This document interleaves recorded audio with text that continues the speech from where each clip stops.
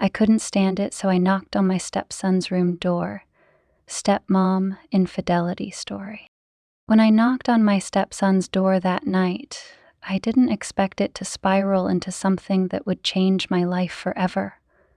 What started as a simple gesture, checking in, offering comfort, turned into something far more complicated, something I couldn't take back. He looked at me differently that night, in a way that made me question everything. My marriage, my choices, even myself. What happens when the line between right and wrong blurs so completely that you can't tell which side you're on? This is a story of betrayal, longing, and decisions that haunt you. Stay with me to find out. When I knocked on my stepson's door, my heart was pounding so hard I thought it might give me away. My palm was still hovering near the wood, unsure if I'd made the right choice. There was no going back now. His voice, steady, calm, and utterly unassuming, called out from inside. Yeah. The simplicity of his response sent a chill down my spine. Did he know why I was here? Did I know why I was here? It had started out innocent enough, I told myself. I'd been restless, lying awake in bed with the heavy quiet of the house pressing down on me. My husband had been gone for weeks on another work trip, and the loneliness had turned into something far more difficult to ignore. But this wasn't just loneliness.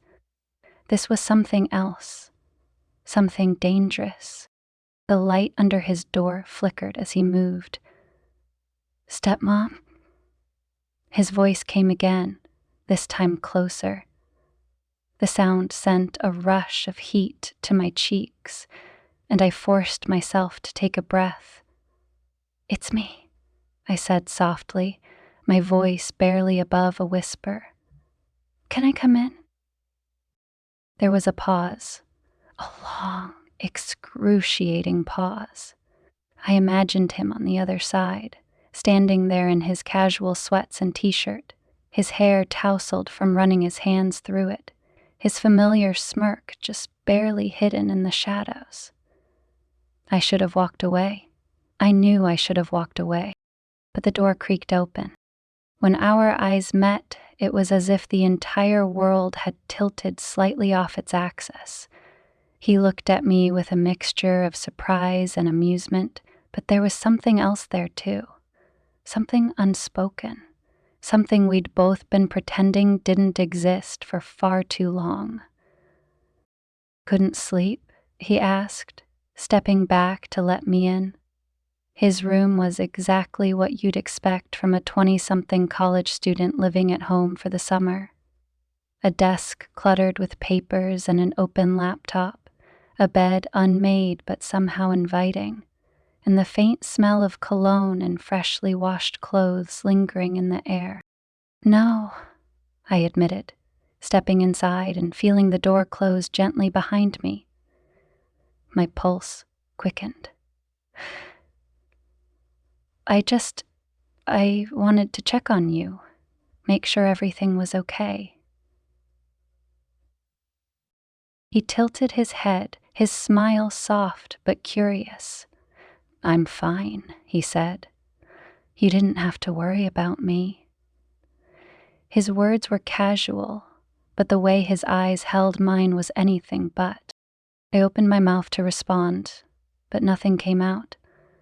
Instead, I found myself standing there, frozen, caught in a moment I hadn't fully prepared for. The air between us was thick, too thick, and every instinct I had was telling me to run. Yet, I stayed, and then he took a step closer. As I stood in my stepson's room that night, I couldn't help but feel the weight of how everything had led to this moment. The unspoken tension that had been growing between us wasn't new. It had been simmering for weeks, months even. But tonight felt different. It felt inevitable. Weeks ago, I had dismissed the fleeting moments when our gazes lingered too long or when his casual remarks carried a hint of something deeper. I had told myself I was imagining it, that I was reading too much into things because of the cracks forming in my marriage. My husband Greg wasn't a bad man, but he wasn't a present one either. His job had always taken him away, leaving me to fend for myself emotionally. At first, I'd found ways to cope: friends, hobbies, volunteering. But over the years, the emptiness began to grow. His absences began to grow. And when he was home, it felt like we were strangers coexisting in the same space. We rarely touched, let alone shared the kind of closeness we used to. I hadn't married Greg to feel lonely. I'd married him for love, for companionship, and for the promise of building a life together. But somewhere along the way, that promise had been forgotten. And now, here I was, standing in my stepson's room, trying to find words to justify my presence when I didn't fully understand it myself. "I noticed you've been spending a lot of time in here," I said finally, my voice shaky but determined. "I just wanted to check on you, see how you're doing." He gave a small shrug, leaning casually against his desk. "I'm fine," he said, his tone easy, but his eyes betrayed something deeper. "You don't have to worry about me, you know." But I did worry. Ever since my stepson Ryan had moved back home for the summer, I'd been struck by how much he'd changed. He wasn't the awkward teenager I'd known when I first married Greg. He was a man now, taller, broader, with a quiet confidence that drew people in. I wasn't immune to it, much as I hated to admit it. There was an undeniable energy about him, and it had become harder and harder to ignore. "I know you've got a lot going on," I said, taking a cautious step toward him. "Your dad and we haven't been the most present for you lately. I just want to make sure you're okay." Ryan's lips twitched into a half smile, but it didn't reach his eyes. "You're here now, aren't you?" he said softly, his voice carrying an edge I couldn't quite place. That's more than I can say for him. The comment stung, though it wasn't directed at me. I had long suspected Ryan resented his father for being so absent, but hearing it aloud brought an ache to my chest. "He means well," I said, though the words felt hollow even as I spoke them. "He's just busy." Ryan let out a low chuckle, shaking his head. "Yeah, busy." He paused, his gaze locking onto mine. "And what about you? Are you happy?" The question caught me off guard. Of course I'm happy," I stammered, though my hesitation was obvious. Why wouldn't I be? His eyes narrowed slightly, as if he didn't believe me. "I don't know. You just seem different lately, like something's missing." My eyes rolled backward. I swallowed hard, my pulse quickening. How could he see through me so easily? "Everyone has their moments," I said, deflecting. "It doesn't mean anything, doesn't it?" he pressed, his voice lowering just enough to make my stomach flip. "Sometimes, I think we pretend we're okay when we're not. Maybe because it's easier than admitting the truth." There it was again, that unspoken connection, the electricity that seemed to hum between us whenever we were alone. I had no idea if he felt it too, or if I was imagining things, but the way he was looking at me now, his eyes intense and unwavering, made it hard to breathe. "You're overthinking," I said quickly, brushing past him toward the window. I needed to create some distance, to regain control of the situation. "I just wanted to make sure you're okay, that's all." "I'm fine," he said again, though his tone was softer this time. But what about you? I turned to face him, my heart racing. What do you mean? He hesitated, as if weighing whether to say what was on his mind. You just seem lonely, he said finally. And I get it. Dad's not exactly around much. The honesty in his voice caught me off guard, and for a moment I didn't know how to respond. It's complicated, I said at last, my voice barely above a whisper. Marriage is complicated. He nodded, his expression unreadable. Yeah, I guess it is. The silence that followed was heavy, charged with everything we weren't saying. I could feel his eyes on me, could sense the questions he wanted to ask but didn't. And in that moment, I realized how dangerous this was, how dangerous he was. He was perceptive, far more than I'd given him credit for. And the way he looked at me, like he saw every part of me, made it impossible to hide. I should go, I said abruptly, heading for the door. It's late, and you've probably got stuff to do. But as I reached for the handle, his voice stopped me. Wait. I froze, my hand hovering over the doorknob. Slowly I turned to face him, my heart pounding so loudly I was sure he could hear it. What is it? I asked, trying to sound composed. He took a step toward me, his eyes locked onto mine. Thanks for checking on me, he said, his voice low and sincere. It means a lot. His words were simple, but the way he said them sent a shiver down my spine.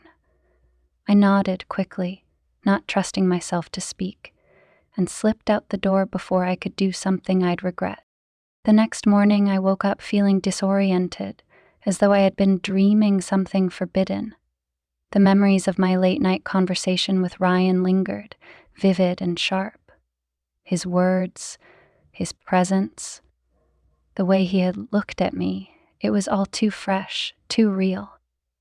I shook my head, trying to dispel the fog of emotions that clung to me. This was madness, I told myself. I had to find a way to suppress these feelings before they spiraled out of control. But avoiding him proved impossible. The house was too small, and his presence too commanding. I found him in the kitchen, leaning against the counter with a coffee mug in hand. The sunlight streaming through the window illuminated his features, highlighting the angles of his face and the relaxed confidence in his stance.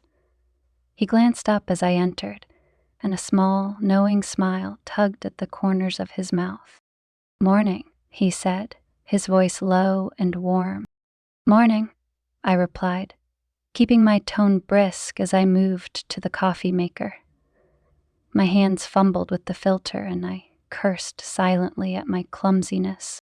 Rough night? He asked, his tone light but laced with curiosity. I shot him a quick glance, unsure if his question was innocent or loaded. Just didn't sleep well, I said, hoping to end the conversation. He didn't push, but his silence was almost worse.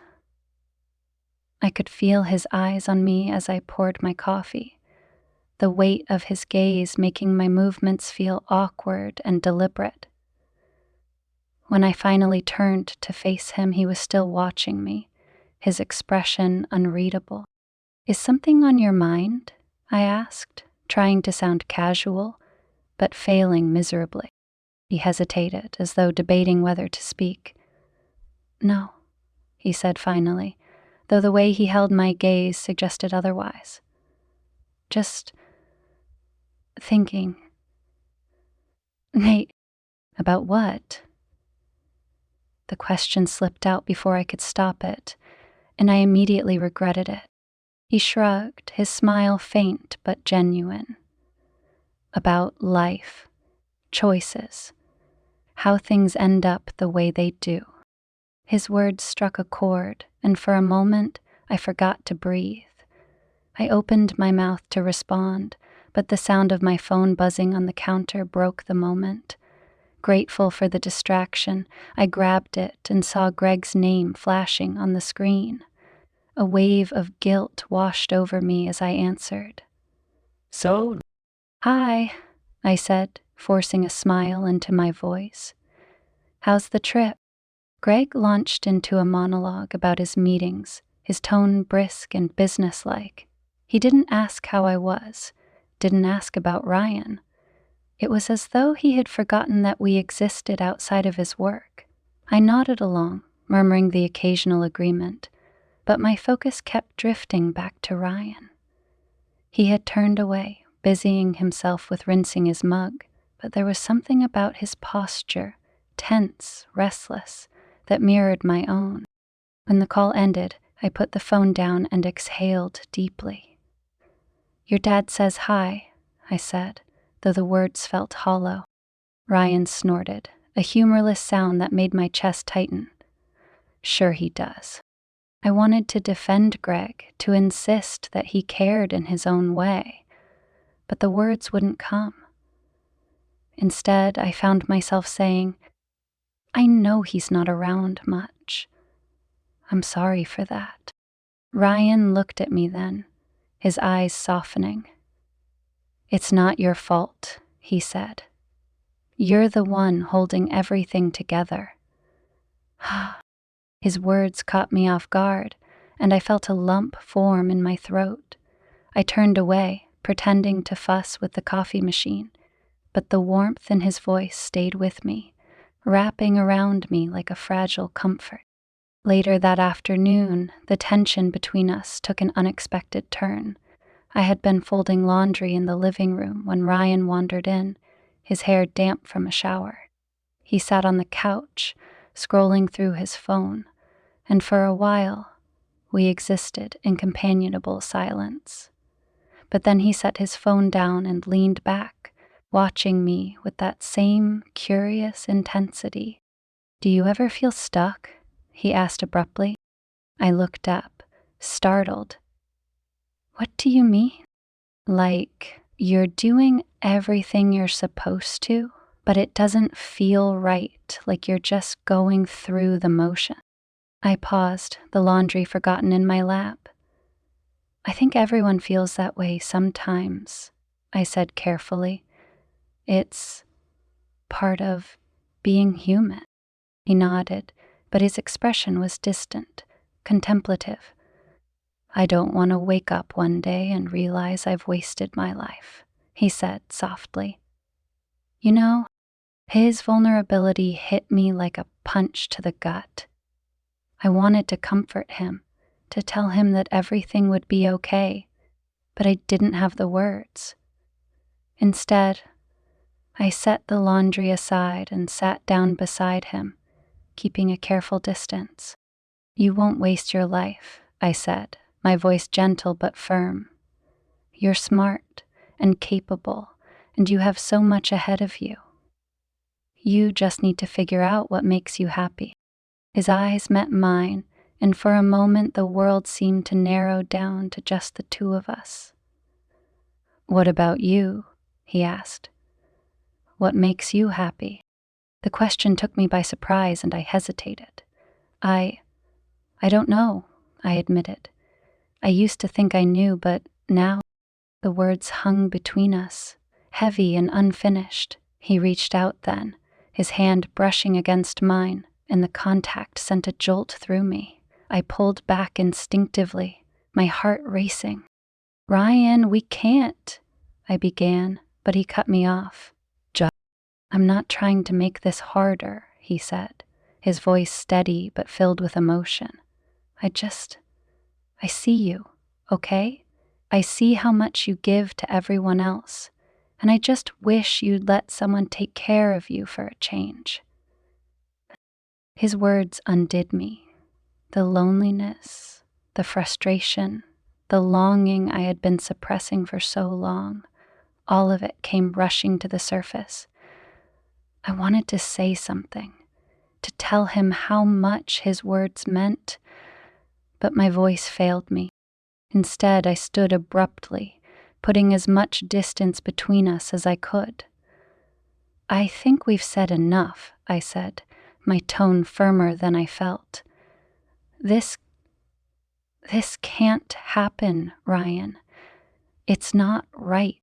He didn't argue, but the look in his eyes stayed with me long after I left the room. The weight of our conversation lingered for days, a constant hum beneath the surface of my thoughts. I couldn't shake the way Ryan had looked at me, his words echoing in my mind like a forbidden melody. He saw me in a way no one else did, not Greg, not my friends, not even myself. It was intoxicating and terrifying all at once. I avoided him as much as possible, throwing myself into tasks around the house to keep my mind occupied. I scrubbed the kitchen counters until my fingers ached, reorganized the pantry, and even tackled the overgrown weeds in the backyard. But no matter how busy I kept myself, I couldn't escape the magnetic pull that seemed to draw me back to him. I blew a kiss against his. One evening, as the sun dipped below the horizon and the house fell quiet, I found myself standing outside Ryan's door once again. My heart was pounding, my palms clammy, as I raised my hand to knock. I told myself I was being ridiculous, that I had no reason to be here, but my body had a mind of its own, and before I could stop myself, my knuckles rapped against the wood. "Come in," he called, his voice steady and calm. I hesitated, my hand resting on the doorknob. Every instinct screamed at me to turn around, to walk away and forget this ever happened. But something deeper, something raw and undeniable, kept me rooted in place. I turned the knob and stepped inside. Ryan was sitting at his desk, his laptop open in front of him. He glanced up as I entered, his expression shifting from surprise to something softer, something unreadable. "Stepmom," he said, leaning back in his chair. "What's up?" I closed the door behind me, the sound louder than I'd intended. "I just wanted to talk," I said, my voice barely above a whisper. "About the other day." He nodded slowly, his gaze never leaving mine. "Okay," he said. "I'm listening." I took a deep breath, gathering my thoughts. "What happened? What you said? It can't happen again," I said, my words tumbling out in a rush. "We can't. There's too much at stake." His expression didn't change, but I saw the flicker of something in his eyes. Disappointment, maybe, or frustration. "I get it," he said after a moment. "You're scared." "Here and I see." "It's not about fear," I said quickly, though the quiver in my voice betrayed me. "It's about doing what's right." "And what's right," he said, his tone laced with challenge, "is pretending this doesn't exist, pretending you're not miserable, that I don't see it every time I look at you." His words cut through me like a blade. "Ryan, please," I said, my voice breaking. "This isn't fair. To you, to me, to anyone." "Fair," he said, standing up and taking a step toward me. "You think this is about being fair? It's about being real. For once in your life, it's about letting yourself feel something instead of hiding behind what's right." I took a step back, the intensity in his voice making my chest tighten. "You don't understand," I said. "You're young. You don't what?" he interrupted, his voice rising. "Don't know what I want? Don't know what it's like to want something so badly it hurts? Because I do. I've been pretending just like you, but I can't anymore." I felt the wall against my back, the space between us shrinking with every word. "This isn't love," I said desperately. It's confusion. It's loneliness." He stopped, his expression softening. "Maybe it started that way," he said quietly. But it's more than that now. You know it is. Justice didn't say anything. He reached out and rechecked his watch. His words hung in the air, heavy and undeniable. My chest heaved with the effort to hold back tears, to keep myself from crumbling under the weight of everything I felt. He reached out then, his hand brushing against my cheek, and I froze. "Ryan," I whispered, my voice trembling. "Tell me to stop," he said, his voice barely audible. "If you want me to stop, just say it, and I will." I opened my mouth, but no words came out. I wanted to tell him to stop, to pull away and pretend this never happened. But the truth lodged itself in my throat, and all I could do was stand there, my heart racing as his hand lingered against my skin. The tension between us crackled like electricity, the unspoken connection we'd been denying for so long finally breaking through the surface. He leaned in slowly, his eyes searching mine for any sign of hesitation. And though every rational part of me screamed to push him away, I couldn't. I didn't want to. The moment his lips touched mine, the world seemed to tilt on its axis. It wasn't rushed or forceful, just a soft, tentative brush of lips that sent a shiver down my spine. It was wrong, undeniably wrong, but it was also everything I hadn't realized I'd been yearning for. I pulled away after a moment, my breathing ragged. "We can't do this," I said, my voice shaking. "It's too much." He stepped back, his hands raised as if in surrender. "I know," he said softly, "but you can't tell me you didn't feel it too." I couldn't meet his gaze, the truth in his words too overwhelming to face. "I need to go," I said, turning toward the door. He didn't stop me this time, but his voice followed me as I stepped out of the room. "You don't have to be alone," he said quietly. "Not anymore." The door closed behind me with a soft click, and I leaned against it, my heart pounding so loudly I thought it might burst. My mind raced with everything that had just happened, the guilt and exhilaration battling for dominance. I knew I couldn't let it go any further, but the damage was already done. As I stood there in the dark hallway, I realized that nothing would ever be the same again. The days that followed were a blur of guilt, denial, and avoidance. I couldn't bring myself to look Ryan in the eye, couldn't bear to face the reality of what had happened. Every time I closed my eyes, I replayed that moment in his room. The way his lips had felt against mine, the way his words had burrowed under my skin, exposing truths I hadn't been ready to confront.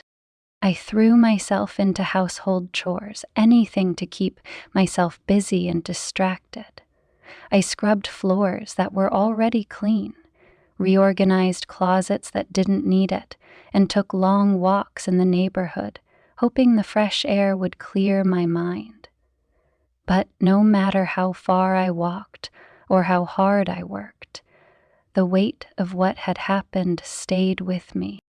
Ryan, for his part, didn't push. He gave me space, though his presence in the house was a constant reminder of what I was trying to forget. I caught him watching me sometimes, his gaze steady but unreadable, as if he was waiting for me to make the next move. It was maddening and comforting all at once. One evening, as the sun dipped below the horizon and bathed the house in a warm, golden glow, I heard a knock on my bedroom door. My stomach tightened. I knew who it was before I even opened it. Ryan stood there, his hands shoved into his pockets, his expression serious. "Can we talk?" he asked, his voice low. I hesitated, my heart pounding. Part of me wanted to shut the door and retreat into the safety of denial, But another part knew that we couldn't keep avoiding this. "Come in," I said quietly, stepping aside to let him in. He entered cautiously, as if afraid of crossing some invisible line. He didn't sit, and neither did I. We stood there in the middle of the room, the silence between us heavy with everything we weren't saying. "I need to know where we stand," he said finally, his voice steady but tinged with vulnerability. "I can't keep pretending like nothing happened. And—" I swallowed hard, my throat dry. "Ryan, I don't know," I admitted. "This is so complicated. It's not just about us. It's about your dad, about the family." He nodded, his gaze unwavering. "I get that," he said, "but I also know that what I feel for you isn't something I can just ignore.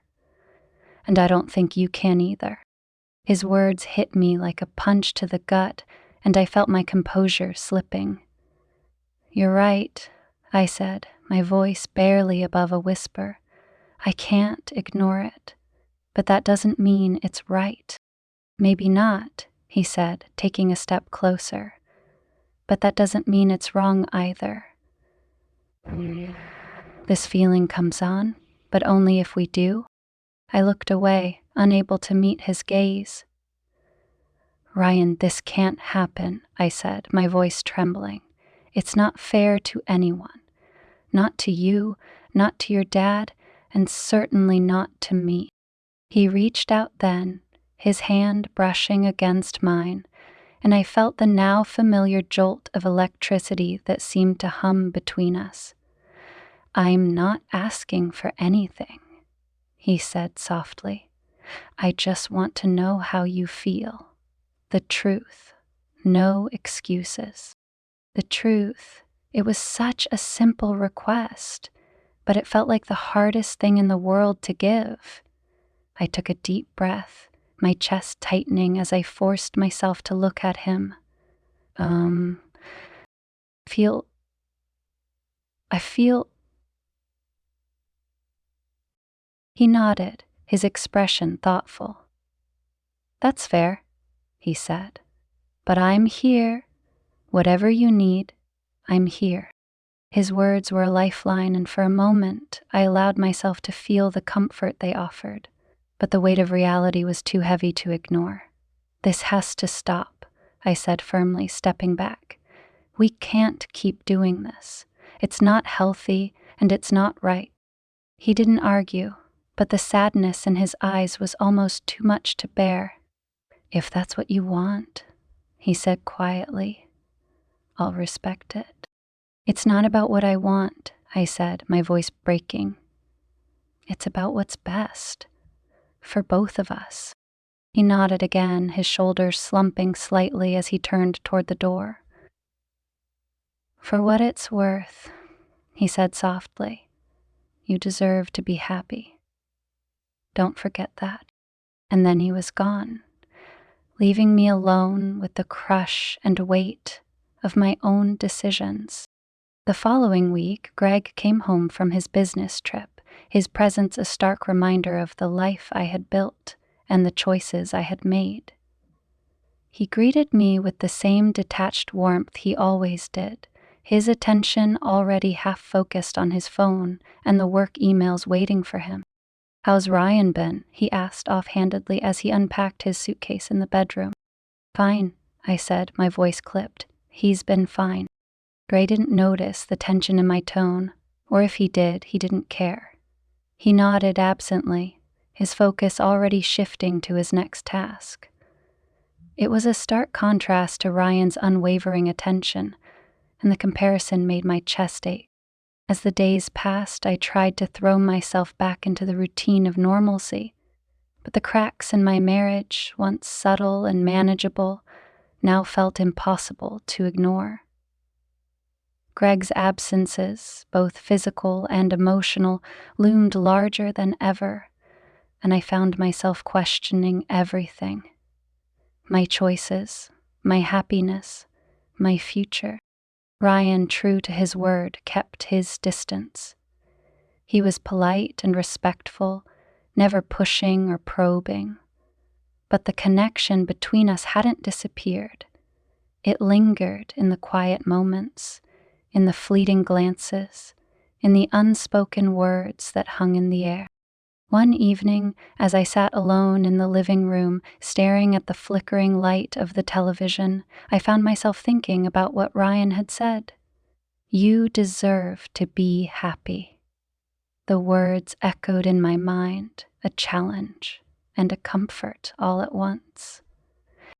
I didn't know what happiness looked like anymore, but I knew one thing for certain. The life I was living wasn't it. Something had to change. But whether that change would involve Ryan, Greg, or just myself, I didn't yet know. As I turned off the TV and headed to bed, I caught a glimpse of Ryan's closed door down the hallway. My heart ached with the weight of everything unsaid, but for now, all I could do was keep moving forward, one step at a time. The quiet in the house grew heavier with each passing day. Greg's return hadn't restored the normalcy I'd hoped for. If anything, it had magnified the void in our relationship. We moved around each other like strangers, exchanging pleasantries but never delving deeper. I couldn't remember the last time we'd shared a genuine laugh or looked at each other with real affection. Ryan, on the other hand, seemed to have retreated into himself. His distance was palpable, his once easy smiles replaced by guarded expressions. He spent most of his time in his room or out of the house, leaving me alone with my thoughts more often than not. And those thoughts, they were relentless. At first, I tried to drown them out with noise, TV shows, podcasts, even the hum of the washing machine. But they always found a way back, slipping in during the quiet moments. I'd sit at the kitchen table with my coffee, staring at the empty seat across from me, and wondering how my life had veered so far off course. Had it always been like this? Had I been so caught up in the routines of marriage and family that I'd failed to notice the slow erosion of love and connection? Or had it been gradual, so subtle that I hadn't realized what I was losing until it was already gone? The memories of Ryan, of that night in his room, were both a comfort and a torment. I replayed the way he had looked at me, the way his words had reached parts of me I'd thought were long buried. He had seen me, not as a wife or a stepmother, or a woman bound by obligations, but as a person, a flawed, lonely, aching person. I hated myself for craving that feeling, for wanting more of it even though I knew it was wrong. But I couldn't deny the truth. Ryan had awakened something in me that I hadn't felt in years, and now, no matter how hard I tried, I couldn't put it back to sleep. One afternoon, I found myself sitting in the backyard, the warm summer breeze brushing against my skin. The garden Greg and I had planted together years ago was now overgrown, the once vibrant flowers choked by weeds. It felt like a metaphor for my life, a burst of potential left untended, now struggling to survive. Ryan stepped outside, his presence immediately filling the space. He hesitated when he saw me, as though debating whether to join me or retreat. I didn't give him the chance to decide. "You can sit," I said, gesturing to the chair beside me. He lowered himself into the seat, his movements careful and deliberate. For a while, we sat in silence, the only sound the gentle rustling of leaves. It was a fragile peace, one I wasn't sure how to break. "I'm sorry," I said finally, my voice trembling, "for everything." He turned to look at me, his brow furrowing. "You don't have to apologize," he said softly. "You didn't do anything wrong." I let out a bitter laugh, shaking my head. Didn't I? I let things get out of control. I let this happen. This? He repeated, his tone tinged with frustration, like it's some terrible mistake. "Isn't it?" I asked, meeting his gaze. "Ryan, you're my stepson. What happened between us, it's not something we can just ignore." "I'm not asking you to ignore it," he said, his voice firm but gentle. "I'm asking you to be honest with yourself, with me. Don't pretend it didn't mean anything." To look away, my chest tightening. "It meant too much," I admitted, my voice barely above a whisper. "That's the problem," I informed him. I only want the truth." He reached out, his hand brushing against mine, and the warmth of his touch sent a shiver through me. "It doesn't have to be," he said. "We can figure this out. Together." I pulled my hand away, the weight of his words too much to bear.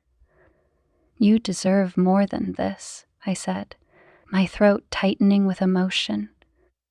"You deserve someone who can love you without guilt or shame, someone who doesn't come with all this baggage."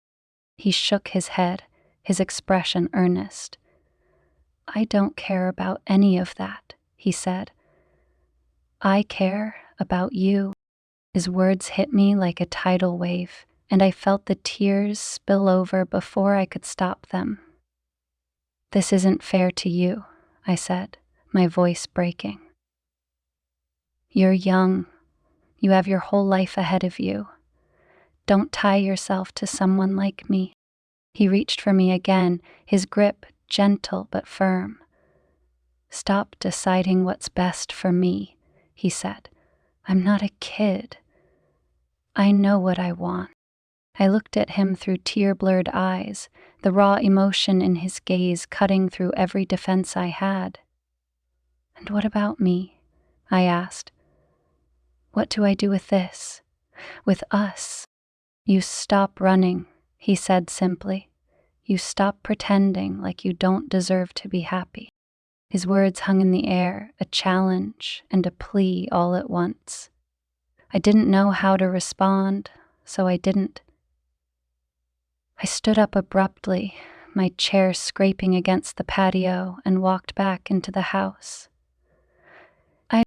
That night, as I lay in bed staring at the ceiling, Ryan's words echoed in my mind. "You stop pretending like you don't deserve to be happy."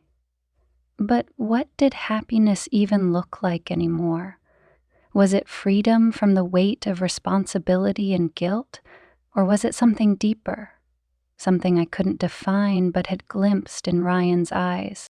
I thought about Greg, about the man I had married and the life we had built together. It wasn't perfect.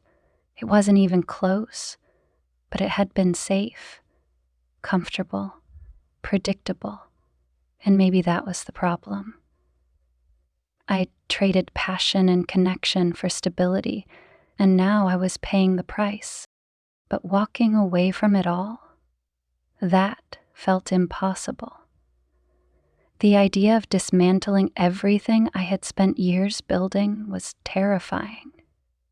And yet the thought of staying felt just as suffocating. Failing. I closed my eyes, willing sleep to come, but it eluded me. Instead, I found myself haunted by images of Ryan. His smile, his touch, the way he made me feel seen. It was a dangerous comfort, one I knew I couldn't allow myself to indulge. But as the hours dragged on and the first light of dawn crept through the curtains, I realized I was standing at a crossroads. I could continue down the path I was on, clinging to a life that no longer fit. Or I could take a step into the unknown, a step toward something new, something terrifying, something undeniably real. I didn't have the answers yet, but for the first time in years, I felt the faint stirrings of hope. And maybe, just maybe, that was enough. That night, I found Ryan sitting on the back porch, the glow of his phone illuminating his face. He looked up as I stepped outside, his eyes reflecting a mixture of hope and hesitation. For a moment, neither of us spoke. The cool night air wrapped around us, and the silence was heavy with unspoken words. "I've made a decision," I said, my voice steady despite the storm raging inside me. He set his phone down, leaning forward as if bracing himself. "What is it?" I hesitated, my chest tightening as I searched for the right words. "We can't keep doing this," I said softly. "It's not fair to either of us. But you were right. I deserve to be happy." Ryan's jaw clenched, his eyes searching mine for a sign of clarity. "And what makes you happy?" he asked, his voice barely above a whisper. I took a deep breath, the weight of my answer pressing down on me. "I don't know yet," I admitted. "But I need to figure it out on my own. For me." He nodded slowly, his expression unreadable. "If that's what you need, I'll respect it."